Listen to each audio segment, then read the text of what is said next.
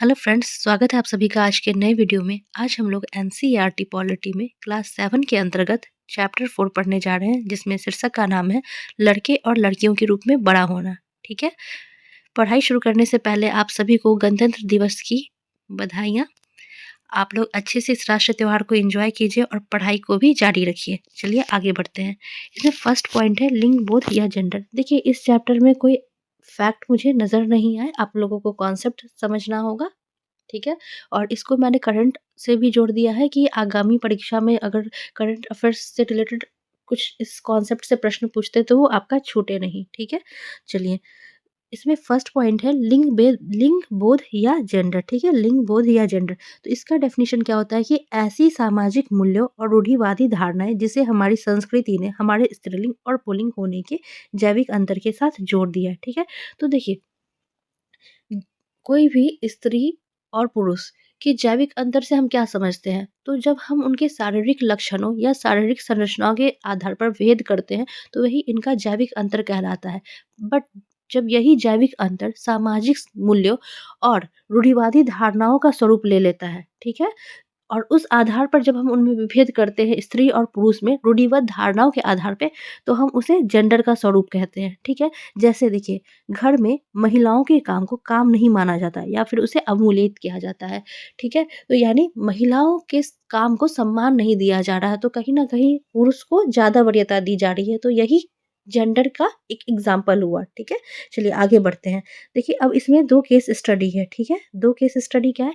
एक है 1920 के दशक में सामोआ द्वीप में बच्चों का बड़ा होना। ठीक है, और इसी में हम लोग आगे पढ़ेंगे 1960 के दशक में मध्य प्रदेश में बच्चे कैसे बड़े होते हैं। ठीक है, चलिए 40 साल बाद परिवर्तन किस स्वरूप पे होता है हम लोग उसको आगे पढ़ेंगे। पहले हम लोग सामोआ द्वीप में बच्चे कैसे बड़े हो रहे हैं इसके अंतर्गत पढ़ते हैं। देखिए, सबसे पहले याद रखिए सामोआ द्वीप कहाँ पे है। ठीक है, तो ये एनसीईआरटी का टर्म है, तो इसको आप अच्छे से देखेंगे कि सामोआ द्वीप कहाँ पे है। हो सकता है आपसे प्रश्न पूछ दे कि सामोआ द्वीप किस महासागर में है। ठीक है, तो आप याद रखिए ये कहाँ पे है। ये प्रशांत महासागर के दक्षिण में स्थित छोटे छोटे द्वीपों के समूह का एक भाग है। ठीक है, चलिए, तो ये सामोआ द्वीप प्रशांत महासागर में स्थित एक छोटा-सा द्वीप है। चलिए, इसके बाद है कि 1920 के दशक में बच्चे स्कूल नहीं जाते थे। ठीक है, 1920 के दशक में सामोआ द्वीप में बच्चे स्कूल नहीं जाते थे, तो फिर वे कैसे सीखते थे? तो वे बड़े बच्चों और वयस्कों से बहुत सी बातें सीखते थे, जैसे छोटे बच्चों की देखभाल या घर का काम। द्वीपों पर मछली पकड़ना बड़ा महत्वपूर्ण कार्य था, इसलिए किशोर बच्चे मछली पकड़ने के लिए सुदूर यात्राओं पर जाना सीखते थे। ठीक है, यानी सामोआ द्वीप में क्या होता था कि बच्चे स्कूल नहीं जाते थे। ठीक है, और वे अपने बड़े भाई से, ठीक है, और या बड़े भाई से कुछ कैसे अपने छोटे बच्चों की देखभाल करनी है, ये सब सीखते थे। और फिर मछली पकड़ना, क्योंकि द्वीपों का ही समूह है वह सामूआ द्वीप, तो वहाँ पे क्या होता था कि मछली पकड़ना महत्वपूर्ण कार्य बन जाता था। ठीक है, तो फिर यहाँ पे क्या होता था कि यहाँ पे किशोर बच्चे जो होते थे वो इतने परिपक्व हो जाते थे एक समय में आने के बाद कि वो मछली पकड़ने के लिए सुदूर यात्राओं पर भी जाते थे। ठीक है, चलिए आगे बढ़ते हैं। इसमें आगे है कि खाना पकाने का काम अलग से बनाए गए रसोई घरों में ही होता था। ठीक है, जहाँ लड़कों को ही अधिकांश काम करना होता था और लड़कियां उनकी मदद करती थी। देखिए, यहाँ पे कितनी बड़ी बात कही गई है कि वहाँ पे सामूआ द्वीप जो 1920 की बात हो रही है, क्योंकि उस समय वहाँ की परिस्थिति और हमारे मध्य प्रदेश की स्थिति में क्या डिफरेंस है हम इसको अभी आगे देखेंगे। यहाँ लड़के क्या होते थे, रसोई घर का अधिकांश काम करते थे। ठीक है, और महिला क्या करती थी, वो उनकी मदद करती थी। ठीक है, लड़कियाँ उनकी मदद करती थी।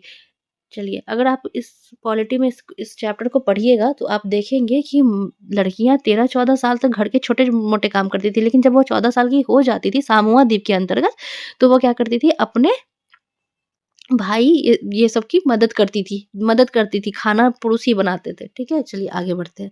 इसके बाद हम पढ़ रहे हैं 1960 के दशक में मध्य प्रदेश में पुरुष के रूप में बड़ा होना। ठीक है, अब 1960 के दशक में मध्य प्रदेश में क्या स्थिति है हम इसको पढ़ते हैं। ठीक है, तो कक्षा 6 में आने के बाद लड़के और लड़कियां अलग-अलग स्कूल में हो जाते थे। ठीक है, और जहाँ क्लास 6 में जब लड़के और लड़कियां जाते थे तो उनका स्कूल अलग हो जाता था।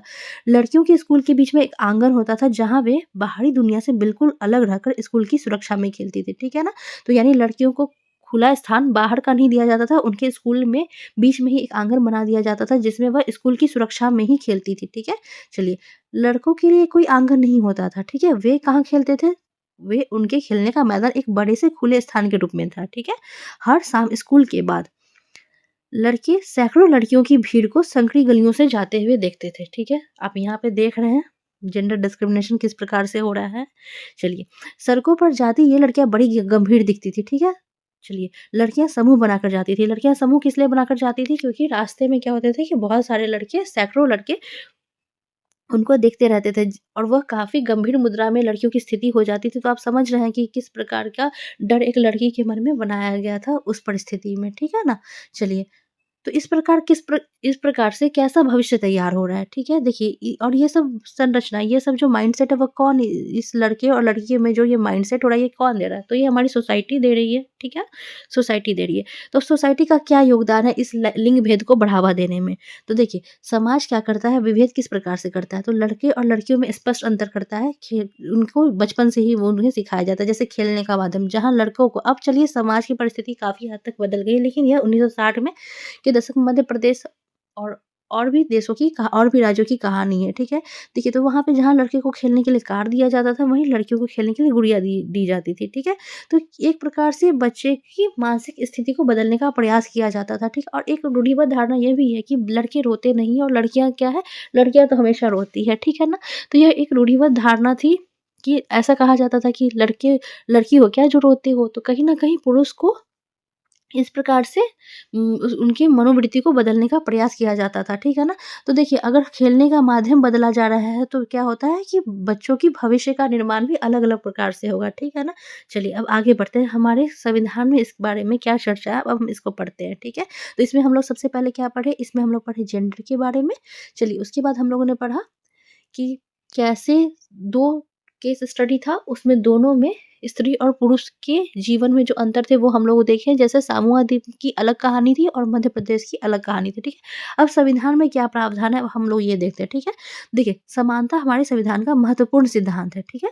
संविधान कहता है कि स्त्री या पुरुष होने के आधार पर भेदभाव नहीं किया जा सकता, परंतु वास्तविकता में लिंग भेद किया जाता है। संविधान क्या कहता है? समानता के अधिकार को सुनिश्चित करता है। हमने आप लोगों से डिस्कशन भी किया था, आर्टिकल 14 से लेके आर्टिकल 18 क्या है, समानता के अधिकार। चलिए, बारी-बारी से एक बार इसको रिकॉल कर लेते हैं। आप लोग जितना सुनेंगे उतना आप लोगों का कॉन्सेप्ट स्ट्रॉन्ग होगा, इसलिए आप लोग मन से पढ़ाई करें। देखिए, अनुच्छेद 14 कहता है विधि के समक्ष समता, ठीक है? अनुच्छेद 15 क्या कहता है, धर्म, मूल, वंश, लिंग, जाति या जन्म के आधार पर विभेद का प्रतिशत यानी देखिए, यहाँ पे किस अनुच्छेद की बात हो गई? इसमें हो गई आर्टिकल 15 की बात, ठीक है ना? ठीक है? धर्म, मूल, वंश, लिंग, ठीक है? तो लिंग स्त्री या पुरुष, ठीक है ना? लिंग, जाति या जन्म के आधार पर स्त्री या पुरुष में कोई विभेद नहीं होगा, ठीक है? चलिए, उसके बाद अनुच्छेद 16 क्या कहता है? अनुच्छेद 16 कहता है सरकारी नौकरियों में समानता का अधिकार दिया जाएगा, यानी अवसर की समानता दी जाएगी। अनुच्छेद 17 कहता है अस्पृश्यता या छुआ-छूत का अंत और अनुच्छेद 18 कहता है उपाधियों का अंत, ठीक है? तो समानता का अधिकार आप लोग फिर से अच्छे से इसको कवर कर लीजिए, माइंड में एकदम छप जाना चाहिए ये सब चीज़ें। चलिए, उसके बाद है दोहरा बोझ क्या होता है, ठीक है? जब कोई भी व्यक्ति घर और बाहर दोनों की ज़िम्मेदारी ले लेता है, तो उसके कार्य को हम दोहरा बोझ कहते हैं और अक्सर महिलाओं में ये चीज़ देखने को मिलता है कि उन्हें घर का भी काम करने को मिलता है और बाहर का भी काम देखना होता है, ठीक है? तो उन पर क्या होता है, दोहरा बोझ होता है। चलिए, इसमें इस सारे चैप्टर से मुझे इतने ही फैक्ट्स मिले जो मुझे लगा कि आप लोगों के साथ डिस्कशन करना चाहिए, ठीक है? तो आप लोग इसको 2-3 बार सुन लेंगे तो आपको एनसीईआरटी पढ़ने की कोई ज़रूरत नहीं है। चलिए, इससे महत्वपूर्ण तथ्य जो बुक से तो नहीं निकले बट मैंने इसको लिख लिया है, आगामी परीक्षा के लिए आपके लिए महत्वपूर्ण हो सकता है, इसी कॉन्सेप्ट से रिलेटेड है, तो मैंने इसको लिखा है। चलिए, सुनते हैं, ठीक है? देखिए, और ये सब जो मैं प्रश्न आपको दे रही हूँ या जो मैं आपको पॉइंट्स छोटे-छोटे लिख और यहाँ से प्रश्न पूछा गया है, तभी मैं आप लोगों को ये करवा रही हूँ, ठीक है? तो आप लोग इसको अच्छे से पढ़िए। चलिए, अभी 24 जनवरी को क्या हुआ था?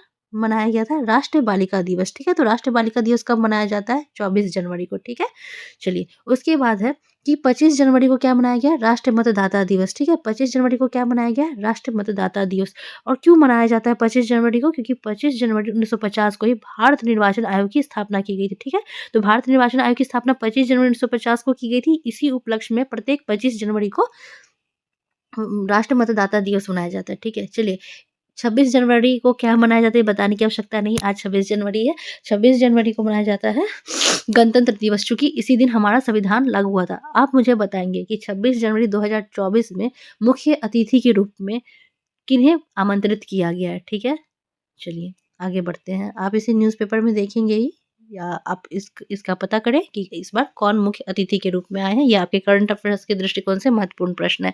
चलिए, अगला प्रश्न है कि ग्लोबल जेंडर गैप रिपोर्ट 2023 में भारत का विश्व में क्या स्थान है। ठीक है, ग्लोबल जेंडर गैप रिपोर्ट 2023 में भारत का विश्व में क्या स्थान है, तो यह है 127। ठीक है, कितने देशों में, 146 देशों में। ठीक है, अभी इसकी रैंकिंग सुधरी है। ठीक है, वर्ष 2022 में इसका स्थान 135 था, जो अब हो गया है 127। ठीक है, तो भारत की स्थिति ग्लोबल जेंडर गैप रिपोर्ट यानी विश्व लैंगिक अंतराल रिपोर्ट में क्या हुआ है, सुधरा है, यानी 127वें पायदान पे भारत पहुंच गया। ठीक है, फर्स्ट स्थान किस देश का है, तो फर्स्ट पोजीशन है आइसलैंड का। ठीक है, किसका है, आइसलैंड का, और ये लगातार 14वें वर्ष तक आइसलैंड टॉप पे है। ठीक है, यानी वहां पे लैंगिक समानता की स्थिति देखने को मिलती है। ठीक है, यानी वहां महिला और पुरुष की स्थिति काफ़ी अच्छी है, काफ़ी प्रभावशाली है।